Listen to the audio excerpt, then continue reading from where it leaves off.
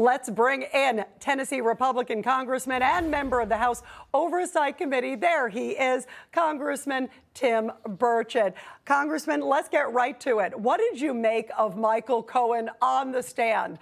Because, boy, there were a lot of inconsistencies, and especially on the cross-examination, he got hammered.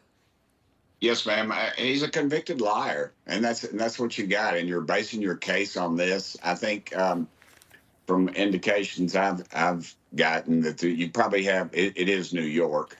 I think that we'll probably see a hung jury. There's jurors on there with some common sense that realize this guy's lying. Just the holes in his testimony, everything about it was, to me, rang untrue. I think President Trump is correct that it probably will be next week. I think Wednesday or Thursday sometime. But I think that we will see a hung jury, and I think that will. Then they move on to the next one that they're going after him on. It's really a disgrace of our judicial system to think that. Do you believe he'll take the stand or mount some sort of defense? Do you think he needs to?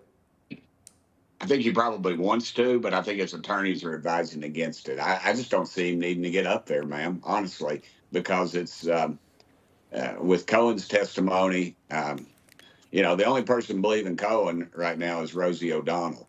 And I understand they have quite the chummy relationship right now, texting back and forth. So, no, I don't see any point at all for President Trump to take the stand. I think that the evidence that's been put forth is bogus. The whole thing about this, I mean, the American public, the lamestream media just keeps hammering on a payoff case. It's not even about that. It's the whole thing has just been trumped up. The statute of limitations, as you know, was changed. The legislature in New York changed everything so that they could go after Trump. This thing is just ridiculous from top to bottom. And, most Americans are not even following it because they realize just the bogus nature of this thing.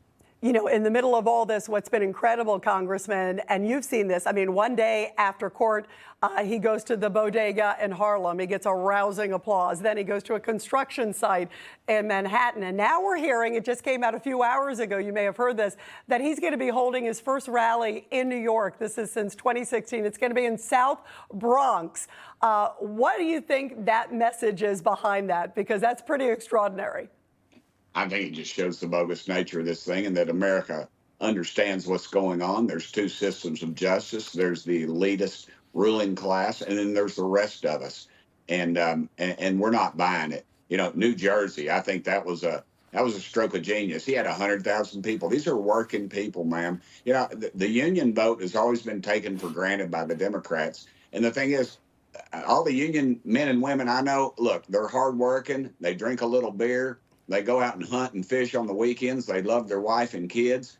They want to be left alone. They're not buying all this bogus woke stuff, and they're being taken for granted. And same with minorities, black folks, Hispanics. They're all fed up with this thing that's being fed to them. This is not their America. This is not the America they grew up in. And this is definitely not the Democrat Party. That in my case, was one set of my grandparents. So, they've left them high and dry. And that is exactly why the president just keeps preaching this far left stuff, because that is his only base that he has left. They know if they can't bring those people to the polls, they are sunk.